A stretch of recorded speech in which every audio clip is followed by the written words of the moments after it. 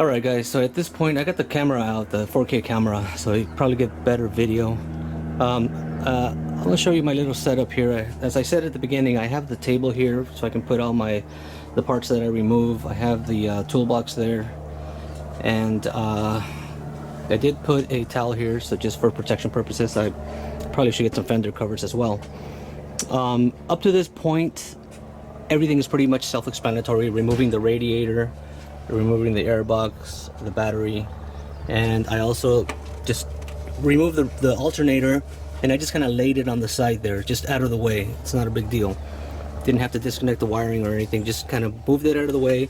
I did put the bolts back on there, just so I can know exactly which bolt goes where on that particular item. Next, I will be removing the power steering pump and the AC compressor.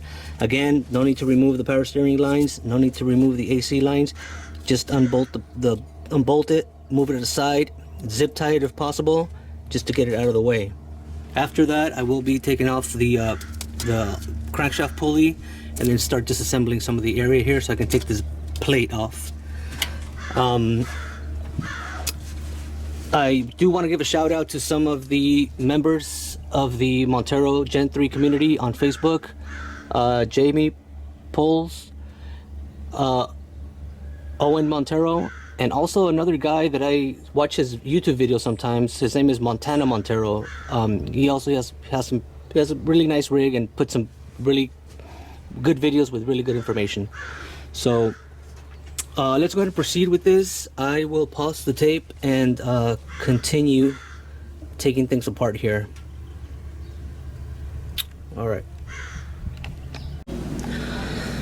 Alright guys, so we're continuing on with the timing belt replacement. Up to this point, I have removed excuse me. I have removed the AC compressor.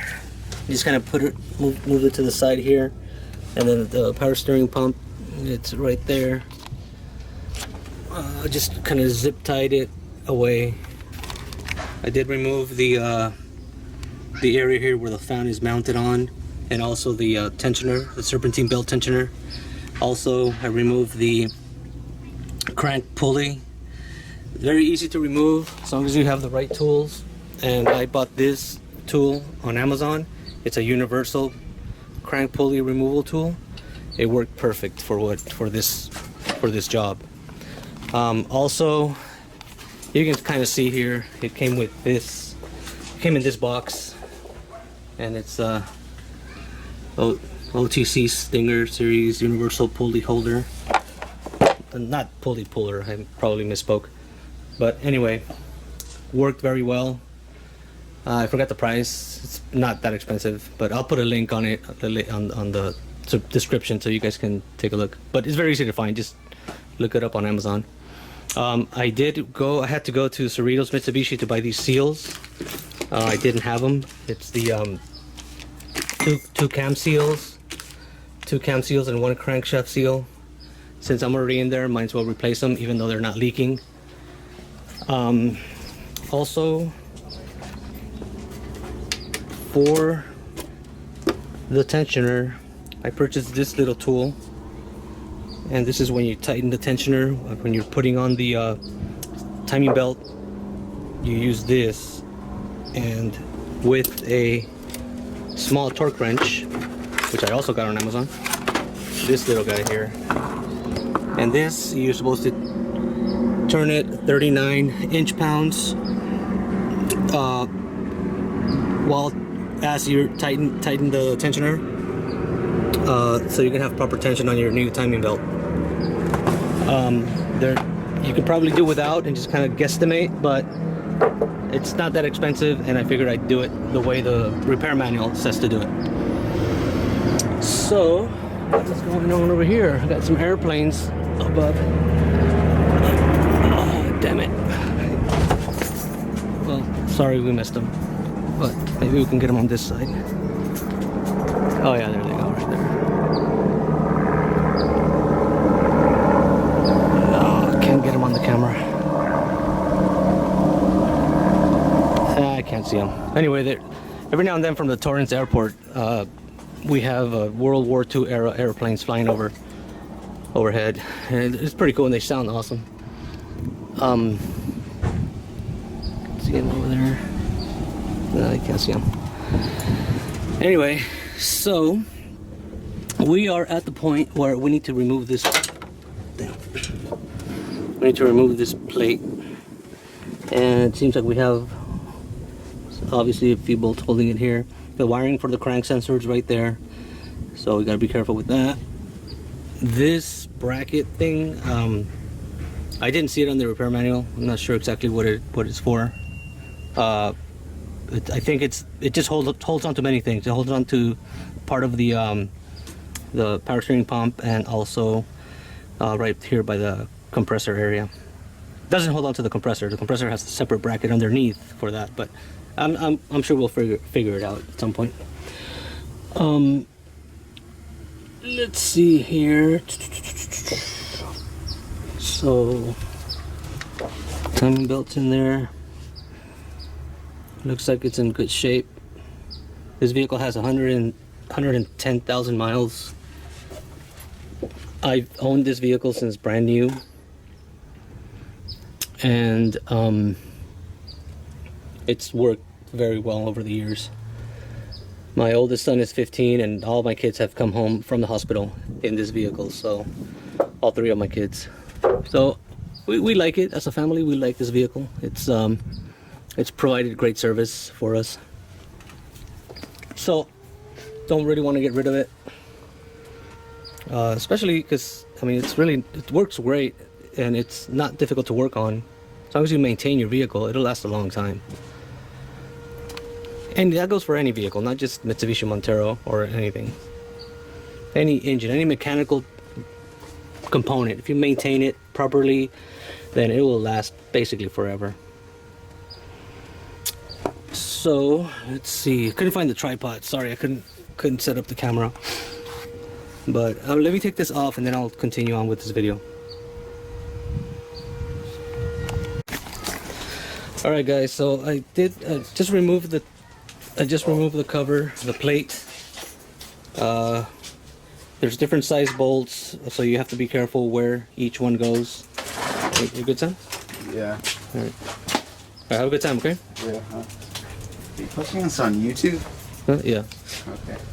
So I removed the plate, all those bolts. You got to be really careful when you remove it, because the crankshaft sensor wiring is right in the way. I removed the lower timing belt cover, and then the upper timing belt cover is basically the right side and the left side, so it's two parts to it. If you look closely to this timing belt, 110,000 miles. You can't. Yeah, you could see it right there. See the little tiny cracks? So it's definitely showing its age. It's Wait, did Sam take the e-bike? It's looks as it should, basically, for 110,000 miles. The adjuster here looks old and just looks like it needs to be replaced. This guy as well. I want to start the vehicle before I remove it, just so we can do a video of this area on cold start. So I'm evaluating my risks here. Obviously, I'll put the bolt back on the crankshaft there. Put the master airflow sensor back in the battery, of course.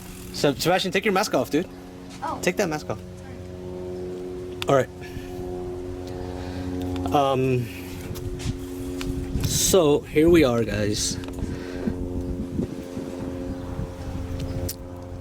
If you take your time and you work step by step, keep track of all your bolts, keep track of everything, it's not a difficult job. If you do this for a living, you work at a dealership and you do this for a living, then yeah, it's a no-brainer. You can do it in 2-3 hours. But some of us, we don't do it for a living. We enjoy the mechanical repairs that we do on our vehicles, and sometimes a job like this might seem intimidating because, you know, if you mess up, you can really cause some damage to your engine. So it's something that you can do. Anybody can do as long as you have a little bit of mechanical experience. But you have to do your research. You have to know exactly what you're getting into. You have to have the proper tools for the job, for the different things that you're going to do. And once you have all that and you have it figured out, it's really not that complicated. So I'm going to continue here. Next thing I'll do is I'll think about starting it, and if I do, obviously I'll put a video on that. So, all right, guys, see ya. I am ready. Got everything is ready. Okay. So.